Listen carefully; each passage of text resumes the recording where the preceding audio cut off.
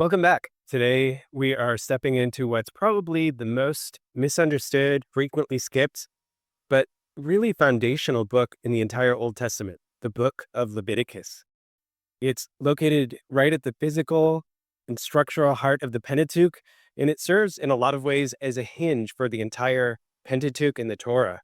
Everything before it in Genesis and Exodus builds to the peak of Mount Sinai, and everything after it in Numbers and Deuteronomy flows out of the instructions given here. But for many believers, opening Leviticus feels like a foreign landscape with kind of obscure rituals, blood, and purity laws, and it's really difficult for people to read. And I don't want to deny that it can be difficult, but I think by understanding the purpose behind it, it can help us to better read the book of Leviticus.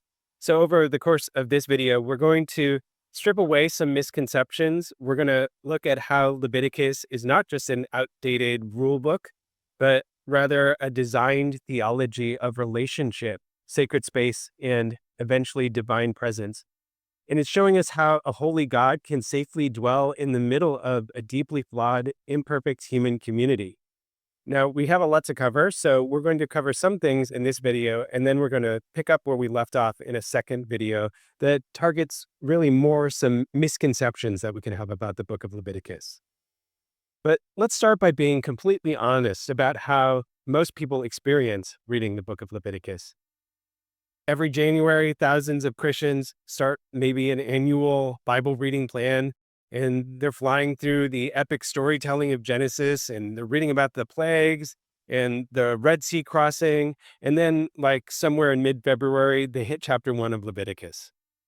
And suddenly, this really interesting story grinds to a dead halt. And instead, we have page after page of really meticulous instructions about animal fat and mildewed houses, body discharges, and cleansing.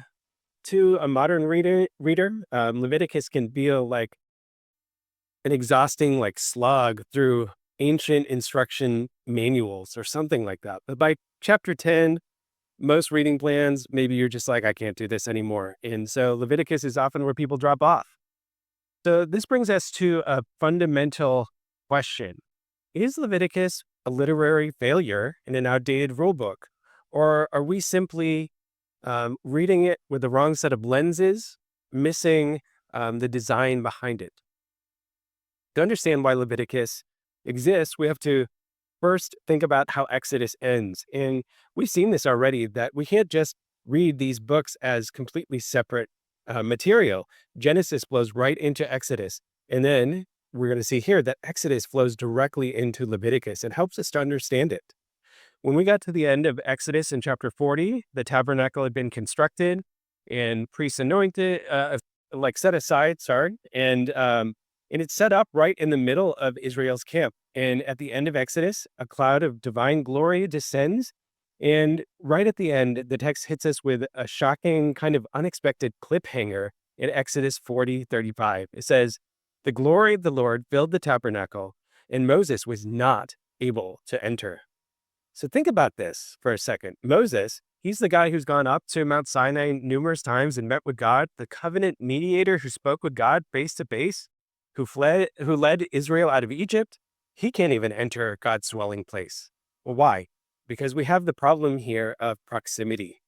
The holy, uncreated, fiery presence of God has taken up residence directly in the middle of the Israelite neighborhood. But human beings, they're compromised by sin, moral failure, and ritual uncleanliness. So placing unholy humans in direct proximity to this undiluted divine holiness is like placing dry tumbleweed next to a blast furnace. The tumbleweed isn't destroyed because the furnace is evil or it's trying to destroy something. It's consumed because the furnace is hot. And so we have a similar situation here. We have sinful people right next to a holy God.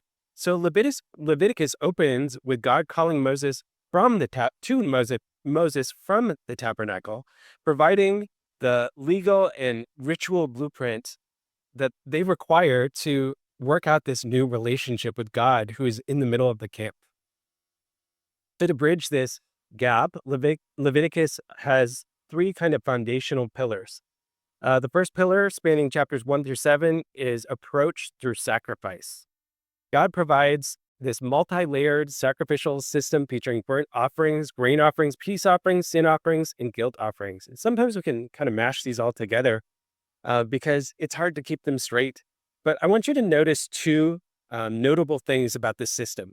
First, and very interestingly, it is income scaled.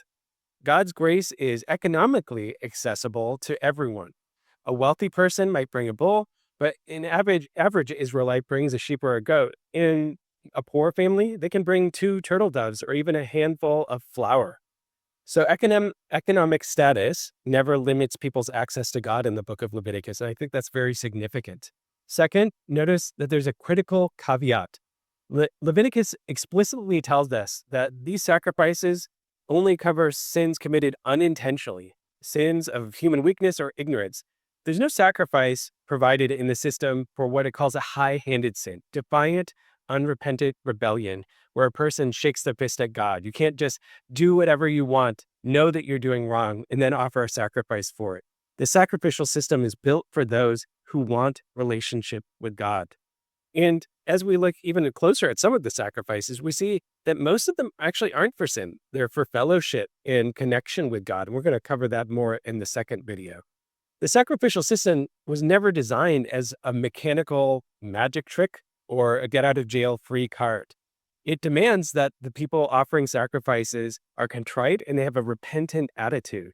Without faith, the ritual is useless. And we see this throughout the Old Testament in several places where God explicitly says, I don't want sacrifice and offering, but what I want is a pure, a humble, a contrite heart. I want you to seek justice and covenant faithfulness and walk humbly with me. So this is never just a slot machine system, or sorry, a vending machine system where you put in money and then out comes forgiveness. So it's something very different. Yet, as important as this sacrificial pillar is, the narrative of the book also highlights a major built-in limitation. That sacrifice fades. Because of human failure, we make moral missteps, and this daily ritual uncleanliness, so many things could make you unclean. The reality of living in a fallen world, the altar fires of the tabernacle can never be put out. Day after day, morning and evening, animals are being slaughtered, blood must be splashed, the wood is piled high, and the fire never stops demanding fuel. The blood of bulls and goats provides temporary covering, kind of like a divine stay of execution, but it never permanently cleanses the human conscience or gets rid of sin at its root. As you read through Leviticus 1 through 7, the endless repetition forces the reader to ask a really important question. What if there was a sacrifice so perfect, so effective, that it would be good enough for all time? Because the average Israelite could not step directly into the holy place without being consumed, God establishes a second pillar in chapters 8 through 10, approach through the priesthood. An entire tribe, the Levites, and specifically the household of Aaron, are set apart as consecrated mediators, as priests, to go between God and the people. In Leviticus 8 and 9, we see an elaborate 7-day ordination ceremony. Aaron and his sons are washed with water, clothed with sacred garments representing the glory and beauty of God. They're anointed with holy oil and consecrated with sacrificial blood applied to the right ears, thumbs, and big toes, which is kind of a random detail. The priests are human bridges, and they stand in the gap between a holy God and a sinful nation. They represent people before God by offering sacrifices, and they represent God before the people by pronouncing divine blessings and teaching the law. Well, right after this triumphant ordination, inauguration of the priesthood in Leviticus 9, where God's fire consumes the offering and the people shout for joy, Leviticus 10 hits us with something unexpected. So you have to notice the structure of the book of Leviticus, because most of it is laws and lists and rituals. But there are a couple places where it hits us with story. And the first time this happens is in chapter 10. And it should cause us to stop and ask, why have we moved from rituals and things to telling a story? It's trying to get us to focus on this and how important it is. So in chapter 10, Aaron's 2 oldest sons, Nadab and Abihu, take their censers. They put unauthorized or strange fire on them. We don't necessarily know exactly what this means. And they offer it before the Lord in direct violation of his command. They do something they know they are not supposed to after getting all of these instructions. And instantly, fire flashes out from the presence of God and consumes them. Well, this exposes the second flaw in the system, that the mediators can fail. Nadab and Abihu were consecrated priests who had seen God's glory, but they allowed their arrogance and carelessness to corrupt their service. And this is a terrifying reality for Israel. If your only lifeline to the holy God is a mortal human who is flawed and who can sin and be struck down, your access to God is kind of precarious. You're never truly secure. And so, again, this narrative, this story, causes us to ask the question, what if there was a high priest who never failed, who was totally perfect? Well, this brings us to the centerpiece of the entire book of Leviticus, chapter 16, in the Day of Atonement. This is the third pillar.